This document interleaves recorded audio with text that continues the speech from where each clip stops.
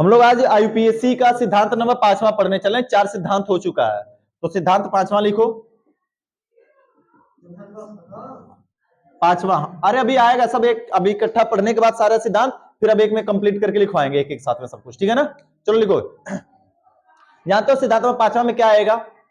अब तक हमने जो पढ़ा है, इतना पढ़ा है, देखो जी, बाद में लिखना, ऊपर पहले देख लो। हमने अब तक जो पढ़ा वो पढ़ा है कि जो द्विबंध होता है वो बड़ा होता है त्रिबंध से। त्रिबंध जो बड़ा होता है वो x से, और x बड़ा होता है किससे? r से। ये पढ़ा गया। लास्ट सिद्धांत ये कहता है कि सबसे बड़ा किसका कौन होता है भैया? क्रियात्मक समूह। क्रियात्मक समूह सबसे बड़ा होता है, ठीक है ना। तो अब बात आएगी कि वरीयता अंकन करते समय किसको हम सबसे पहली वरीयता देंगे। अगर कोई श्रृंखला दी गई है और उस श्रृंखला में क्रियात्मक समूह लगा है, तो किसको सबसे पहली वरीयता दी जाएगी? तो सबसे पहली वरीयता क्रियात्मक समूह को दी जाएगी। क्रियात्मक समूह नहीं लगा तो फिर किसको देंगे? द्विबंध को। द्विबंध नहीं लगा तो त्रिबंध को। त्रिबंध नहीं लगा है, एक्स है तो एक्स को, और एक्स नहीं है तो किसको देंगे? आर को। और जब कुछ भी नहीं लगा हो उसमें तो वह नॉर्मल श्रृंखला होती है, सबको पता है जी। तो सीधी सीधी यही बात लिखने वाले कि यदि किसी हाइड्रोकार्बन श्रृंखला में क्रियात्मक समूह लगा हो तो उसको हम सबसे पहली वरीयता देते हैं। देखो पहले इतनी बात, यदि किसी हाइड्रोकार्बन श्रृंखला में यदि किसी हाइड्रोकार्बन श्रृंखला में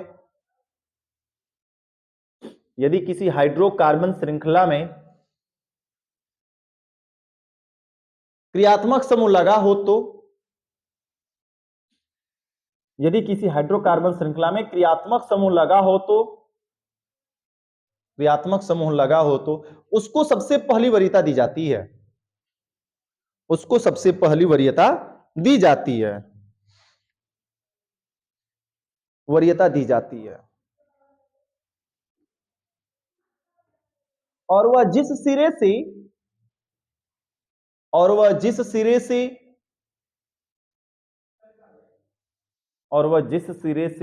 न्यूनतम अंक की प्राप्ति करता है, और वह जिस सिरे से न्यूनतम अंक की प्राप्ति करता है उस सिरे से उसका अंकन करते हैं। और वह जिस सिरे से न्यूनतम अंक की प्राप्ति करता है उस सिरे से उसका अंकन करते हैं। उस सिरे से उसका अंकन करते हैं। कोई दिक्कत है किसी को? सतीश चौधरी क्लियर है?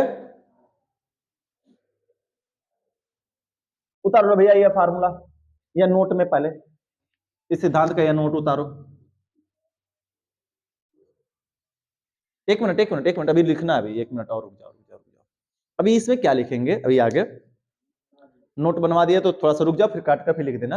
अब ये क्रियात्मक समूह का एक हमने लिखवाया है क्या? क्रियात्मक समूह एक ही तो है नहीं, कई सारे क्रियात्मक समूह है, और उसमें कई सारे क्रियात्मक समूह लग गए तो किसको हम पहली वरीयता देंगे? यदि किसी हाइड्रोकार्बन श्रृंखला में एक या एक से अधिक क्रियात्मक समूह लग जाता है, चलो इसको अगला नंबर पे लिखवा देंगे, कोई दिक्कत नहीं है। अगर एक या एक से अधिक क्रियात्मक समूह लग गए उस क्रियात्मक समूह को हम सबसे पहली वरीयता देंगे। जो क्रियात्मक समूह की जो सारणी हमने लिखाई है उस क्रियात्मक समूह सारणी में जो सबसे कहां आता है? ऊपर आता हो। जो क्रियात्मक समूह की सारणी में सबसे ऊपर, जैसे OH का स्थान नीचे और SO3 का स्थान या SO3OH का स्थान कहां है? ऊपर है। तो किसको देखकर अंकन करेंगे हम सबसे पहले?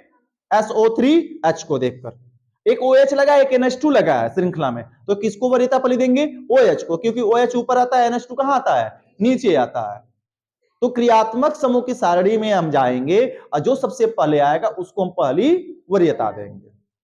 क्लियर हुआ? तो चलो पहले इस नोट को लिख लो, फिर अगला सिद्धांत में उसको लिखवाते हैं बनाकर, ताकि कोई कंफ्यूजन ना रहे। छोटा छोटा रहेगा, लिखाते चलेंगे हम लोग।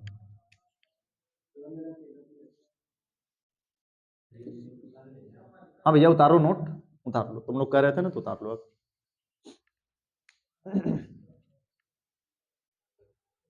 तुम लोगों की बातें मानना अनिवार्य है ना।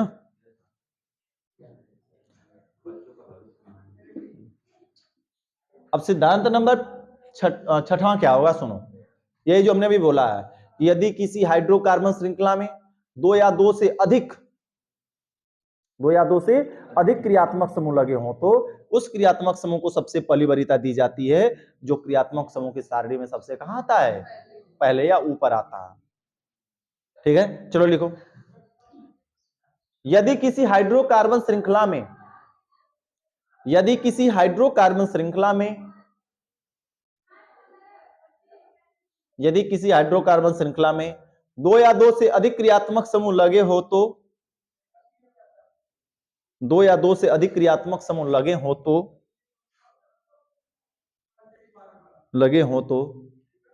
उस क्रियात्मक समूह को सबसे पहली वरीयता दी जाती है उस क्रियात्मक समूह को सबसे पहली वरीयता दी जाती है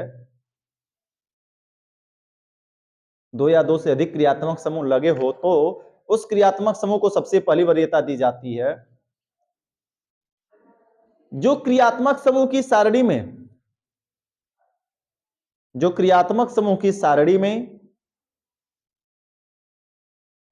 सबसे ऊपर आता है, जो क्रियात्मक समूह की सारणी में सबसे ऊपर आता है। हो गया, सबसे पहले या सबसे ऊपर आता है।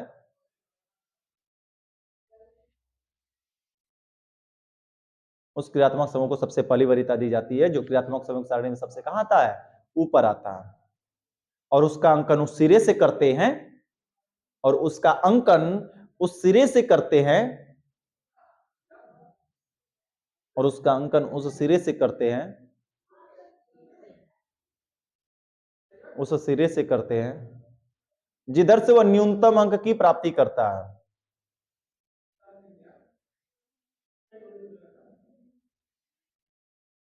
जिधर से वह न्यूनतम अंक की क्या करता है, प्राप्ति करता है।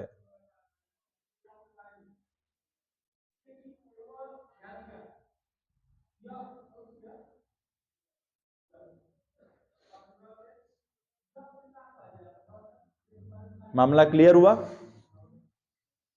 कोई कंफ्यूजन भरा है क्या जी? नहीं ना। अब एक जानते रहो, एक तो दादा है इसमें, सबका भाई है क्रियात्मक समूहों का, ठीक है ना। कहीं भी मैटर होता है तो सबसे पहले वही खड़ा होता है। तो कौन खड़ा होता है सबसे पहले भैया?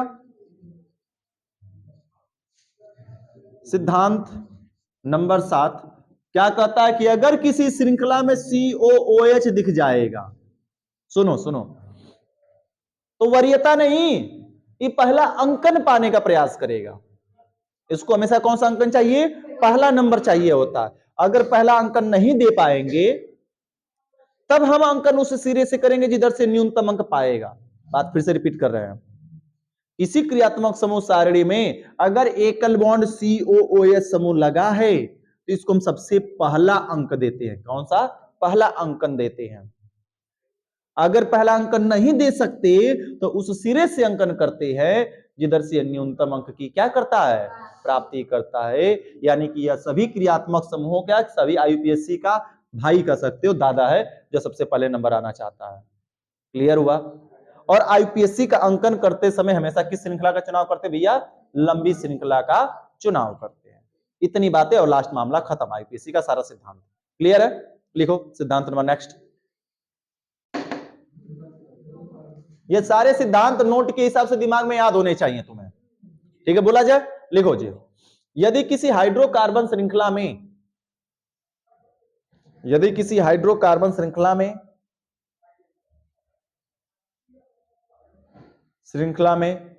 एकल बंद COOH समूह लगा हो तो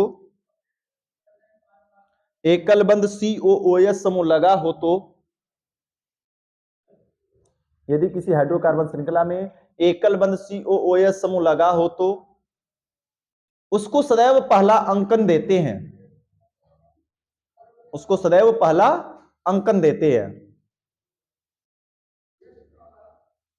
वरीयता नहीं बोले हैं हम, याद करो, अंकन, उसको पहला अंकन देते हैं। और यदि किसी कारण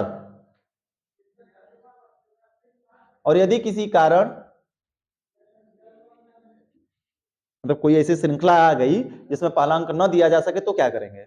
यदि किसी कारण पहला अंक की प्राप्ति न हो सके तो यदि किसी कारण पहले अंक की प्राप्ति न हो सके तो,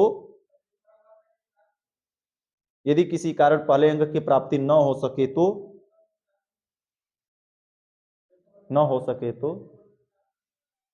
उसका अंकन उस सिरे से करते हैं,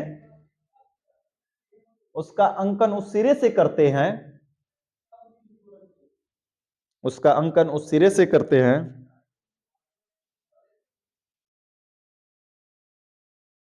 जिस सिरे से वह न्यूनतम अंक की प्राप्ति करता है, जिस सिरे से वह न्यूनतम अंक की प्राप्ति करता है। कोई दिक्कत है? पता ना लल्ला, क्लियर है ना?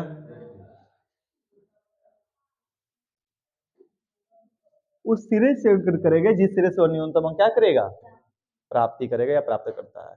और हमेशा अंकन किस श्रृंखला का करते हैं भैया? लंबी श्रृंखला का। यह जानते हो, लिखने की जरूरत है क्या? हमेशा अंकन लंबी श्रृंखला का करते हैं। तो यहाँ पर पूरे आईपीएससी के सिद्धांत जितने थे वो सारे के सारे सिद्धांत क्या होते हैं? समाप्त। तुम्हें दो नोट बातें याद रखनी, कुछ नहीं करना है। दो नोट बात आईपीएससी के लिए बस काम करती है, एक यह और एक ये। पहला और दूसरा P2 plus P1 plus carbon, यानी कि नेम ऑफ कार्बन है, वर्ड रूट जिसको कहा जाता है कार्बन, और यहां पे कहा जाएगा S1 प्लस H2। सबको पता है कि S1 क्या है? बंद है। S1 क्या होता है भैया? बंद होता है, जिसमें एकल, द्वि और क्या जाएगा? ट्रिपल आ जाएगा। H2 क्या है? क्रियात्मक समूह का अनुलग्न है, ठीक है ना? और बात करते हैं P2 क्या है? P2 केवल बंद श्रृंखला के लिए। P1 क्या है? केवल बंद श्रृंखला में काम करेगा, उसके लिए नाम क्या लगेगा? साइक्लो। क्या लगता है? साइक्लो, यानी कि प्राइमरी परफिक्स है, प्राथमिक अनुलग्न, पूर्व लग्न है। और P2 के अंतर्गत क्या क्या आ जाएगा? R आ जाएगा, X आ जाएगा, और आ जाएगा क्रियात्मक समूह का पूर्व लग्न।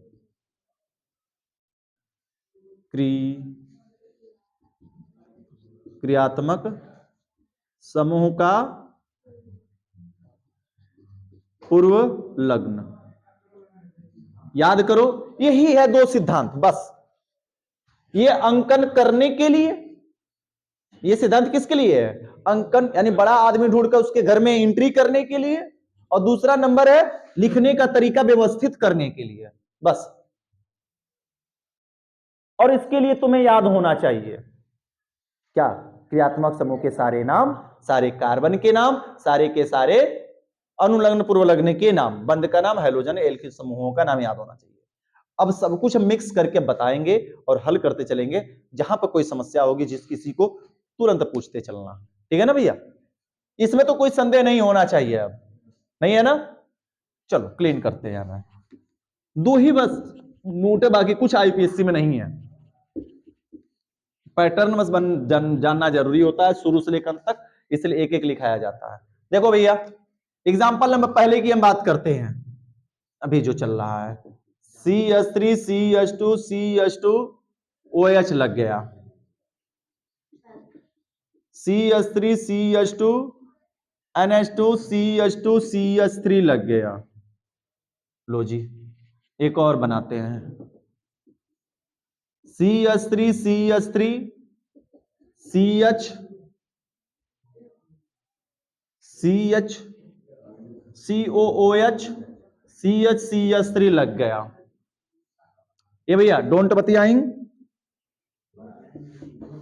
CH3 CH2 CH2 CH2 CH2 COOH हो गया। लो जी, कुछ इस प्रकार से श्रृंखला दे दी गई है और इसके नाम लिखने हैं, ठीक है ना? इसके नाम लिखना है, तो चलो समझा जाए। करोगे तो ऐसा करो, गलत सही फिर हम बता रहे हैं, मैच कराना क्या गलती हुई है। चलो जी मैच कराओ। पहला श्रृंखला में सबसे अमीर आदमी कौन दिखाई दे रहा है? OH, यानी यह क्रियात्मक समूह है जी, तो सबसे बड़ा यही है ना। तो इसका अंकन किस सिरे से करेंगे?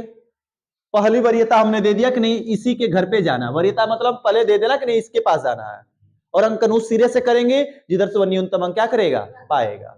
तो 1 2 3, इधर देखो बच्चा वर्षा, इधर देखो 1 2 3, इधर से 3 नंबर, इधर से करेंगे तो 1, तो 1 2 और 3, 3 कार्बन का नाम क्या होगा, प्रोप, और एकल बॉन्ड है तो क्या लग जाएगा, एन, प्रोपेन, और पहले पर OH लगा है, और OH का नाम अनुलग्न में लिखेंगे, और अनुलग्न में इसका नाम क्या होता है, ऑल।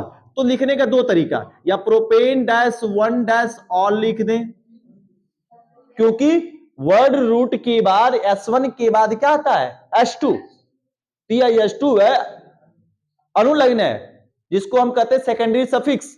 सेकेंडरी सफिक्स कहां लगेगा, पीछे। अगर जोड़ना चाहो जोड़ोगे तो कार्बन के पीछे ही जोड़ सकते हैं, आगे नहीं लिख सकते। तो ये हो जाएगा 1 डैश प्रोपेनॉल। कोई दिक्कत है क्या, यह नाम हुआ। अब दूसरे वाले में बड़ा आदमी कौन है भैया, carbon carbon carbon carbon carbon, क्या कोई बड़ा है, नहीं। तो अमीर आदमी कौन है, क्रियात्मक समूह NH2।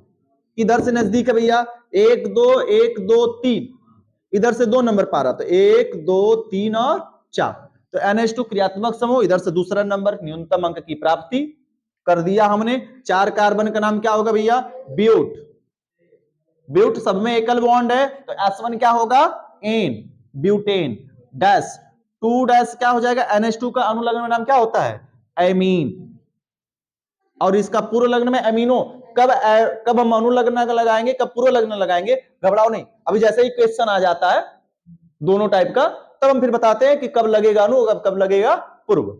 सिंपल सी बात है, कोई ज्यादा कठिन नहीं है, इसमें अनुलग्न लगा। इसकी बात कर तब इसमें आ गया भैया बड़ी महाभारत सिस्टम लग गई। यह मैक्सिमम लोगों का गलत होगा, कारण क्या, क्योंकि उसने सिद्धांत में छठवां नहीं पढ़ा सही से, छठवां सतवां, सातवें में क्या लिखाया गया कि COH कहीं पर भी दिखे पहला अंकन देंगे, क्या देंगे, हमेशा पहला नंबर देंगे। पहला नंबर दे सकते हैं कि नहीं दे सकते, पहले देखो, 1 ऊपर जाएंगे, 2 लंबी श्रृंखला चुनेंगे, इधर मुड़ेंगे, तो मुड़ने के बाद जो बच रहा है क्या, वह R बन पा रहा है कि नहीं, R बन जाए, एलिल बन जाए, विनाइल बन जाए, एलिल या विनाइल टाइप का है नहीं, ये सीधे सीधे R दिख रहा है, यानी कि अंकन हम कर सकते हैं यहां से। अगर यहाँ पे वेनिल इलाइल नहीं बन पाता, तब हम क्या करते, तब हमें न्यूनतम अंक ढूंढना पड़ता किधर से क्या हो पाता, अगर सेम टू सेम ऐसा इधर भी जुड़ जाता तो ठीक है ना, इस केस में। लेकिन पहला अंकन दे सकते हैं, तो 1 2 3 किधर जाएंगे भैया, दोनों तरफ जा सकते हैं, दोनों तरफ सेम है, 3 1 4, 4 कार्बन का नाम बच्चा ब्यूट, सब में एकल बॉन्ड है, तो S1 क्या होगा, n, butane dash 1 dash oic अम्ल, क्या लगेगा, ओइक, तो जोड़ सकते हैं ना इसको इसमें जी, तो 1 डैश क्या लिख सकते हैं, ब्यूटेनोइक अम्ल। इसको भी जोड़ सकते थे हम लोग, इसको भी जोड़ा जा सकता था, या में क्या जोड़ सकते थे, 2 डैश ब्यूटेमीन या ब्यूटानामीन, ब्यूटेनेमीन कह सकते हैं, ठीक है ना, या ब्यूटेनोइक हो गया। अब बताओ क्या क्या दिख रहा है जी, दूसरे तीसरे पर R, तो R को कहां लिखते हैं, R P2 है, R किसके अंतर्गत आता है, P2, और P2 कहां लिखा जाता है, पहले, तो पहले लिखने का मतलब है कि P2 का मतलब 2 3, एक ही चीज दो बार लगा क्या लगेगा, डाई मिथिल, और डैश लगा देंगे, ये हो गया 2 3 डाई मिथिल 1 ब्यूटेनोइक अम्ल, इसका नाम हो गया। कोई तकलीफ है,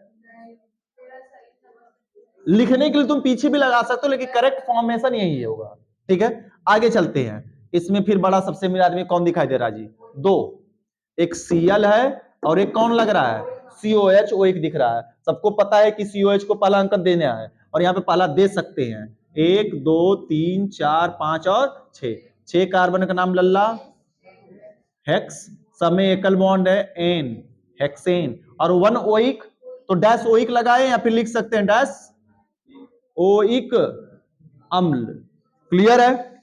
और 4 एक्स किसके अंतर्गत आता है, P2 के अंतर्गत आता है, और एक ही लगा है, तो इसको कहां लिखेंगे, 4 डैश क्लोरो, ये ल है क्लोरो, और अंक शब्द के बीच में डैश लगाते हैं, अंक के बीच में क्या लगाते हैं, कॉमा, याद रहे। तो इसका नाम मिला लो, क्या गलती थी क्या नहीं। इस वाले में हमने सबसे पहले एक सिद्धांत लिखा है 7वां नंबर कि अगर किसी श्रृंखला में COOH लगा है तो उसको हम पहला नंबर देंगे हमेशा।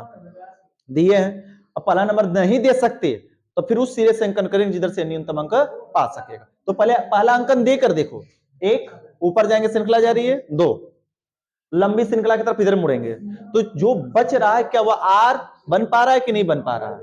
बन रहा है ना, तो अंकन कर सकते थे। अगर R या नहीं बनता, सपोज दैट ऐसा होता, जैसे देखो छठा नंबर, पांचवा, क्या चीज हम नहीं समझ पाए?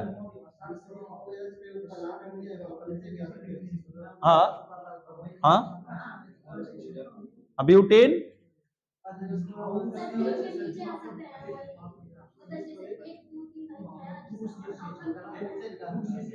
इसको नीचे लाना,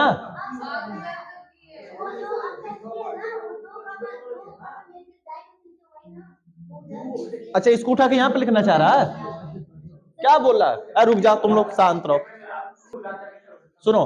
अरे भैया 1 2 3 4 यहां पर हम आ सकते हैं, चाहे 1 2 3 4 ऐसे जाए चाहे ऐसे है, क्योंकि दोनों तरफ कार्बन की संख्या सेम है। अगर बड़ी होती ना यहां पर तो हम इधर ही आते, इधर नहीं जाते। क्लियर? हमेशा लंबी श्रृंखला का चुनाव करते, हमेशा जानते रहो, पूरी बात हटता है, ठीक है। अब जैसे कब हम लगाएंगे सर जी इसको? नहीं पहला दे सकते, देखो पहला नंबर नहीं दे सकते इस केस में। CH3 C Cl लगा है और द्विबंध CH, एकल बॉन्ड C COOH लग गया, एकल bond H C triple bond C, एकल बॉन्ड C CH3H और CH3 लग गया। देखो ऐसे, ए भैया डोंट बतियाएं, कुछ इस प्रकार से श्रृंखला दिख रही है। अब इसमें पहला अंकन देना चाहो, इसको लाख दे पाएंगे? सबसे अमीर आदमी, देखो इसमें अमीर आदमी कई सारे दिख रहे हैं, द्विबंध, त्रिबंध, आर और एक्स और क्रियात्मक समूह। तो सबसे बड़ा कौन है भैया? अरे डबल वर्ड, सबसे बड़ा क्रियात्मक समूह है। क्या इसको पालांकन दे सकते हैं सर जी? 1 2 इधर चाहे इधर जाएगा, कोई एक छूटेगा, और जब भी कोई एक छूटेगा तो क्या वह आर या एलिल विनाइल बन रहा है? नहीं, एल्किल समूह नहीं बन पा रहा, यानी कंफर्म है, तब इसको हम पहली वरीयता देंगे। और जिधर से पहला अंकन पाएगा 1 2 3 4, 1 2 3 4 5, इधर से 5 नंबर, इधर से 4, तो न्यूनतम अंक का अंकन करते हैं। 1 2 3 4 5 6 7 और अब कहां जाएंगे भैया? दोनों तरफ सेम सेम कार्बन है, 7 और 1 8, 8 कार्बन का नाम क्या हो जाएगा? ऑक्ट, ऑक्ट हो गया। और अब देखो द्वि और त्रि आ जाता है, तो फिर किसका नाम लिखते हैं भैया? द्वि का लिख देते हैं 2 डैश ऑक्टीन और डैश 5 डैश आइन, आइन, यह इन और आइन S1 है, इन और आइन क्या है? S1 है, और यह क्रियात्मक समूह H2 है, तो H2 इसके बाद लिखेंगे, तो 4 डैश क्या होगा?